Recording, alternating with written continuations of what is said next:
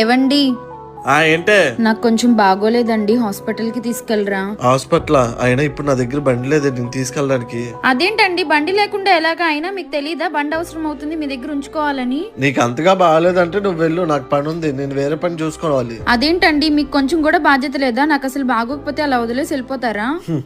బాధ్యత గురించి నువ్వు మాట్లాడుతున్నావా? ఏదో ఒకసారి గుర్తెచ్చుకో. మోని, ఎక్కడికి కంగారుగా వెళ్తున్నావు? అన్నయ్య వాళ్ళు ఊరు నుంచి వస్తున్నారంటండి, ఇప్పుడే అమ్మ ఫోన్ చేసింది, అందుకే వెళ్తున్నాను. అదేంటే, నాకు ఒక మాట చెప్పాలని తెలీదా? ఇందులో కొత్త ఏముందండి, ఎప్పుడు వెళ్తూనే ఉంటాను కదా, స్పెషల్ గా మీకు చెప్పాలా ఏంటి? నువ్వు ఇప్పుడు వెళ్తున్నావు, మళ్ళీ ఎప్పుడు వస్తావో తెలీదు. నాకు ఫుడ్ అది అలాగే రోజు ఏదో నేను వండి పెట్టిందే తింటున్నట్టు చెప్తున్నారు కదా, బయట ఎక్కడో చోట తినేయండి. అయినా నేను ఎప్పుడు వస్తానో నాకే తెలీదు, అసలుకి మా అన్నయ్య వాళ్ళు వస్తున్నారు. సరే, మీరు ఏదో ఒకటి చేసుకోండి, నేనైతే వెళ్తున్నాను. ఇప్పుడు అర్థమైందా? అప్పుడు నీకు అది ముఖ్యం అనిపించింది, ఇప్పుడు నాకు ఇది ముఖ్యం అనిపించింది, అంతే. అంటే అన్నయ్య వాళ్ళు ఎప్పుడో ఒకసారి వస్తారు కదా అని. ఒకటి గుర్తుపెట్టుకో, ఇప్పుడు అంటే మీ అన్నయ్య వాళ్ళు మీ అమ్మ వాళ్ళు నిన్ను బాగా చూసుకుంటున్నారు, కానీ ఒకనొక టైంలో మీ అమ్మకి వయసు అయిపోయిద్ది, అప్పుడు ఆవిడే చూసుకోలేదు, అప్పుడు నిన్నేం చూసిద్దే.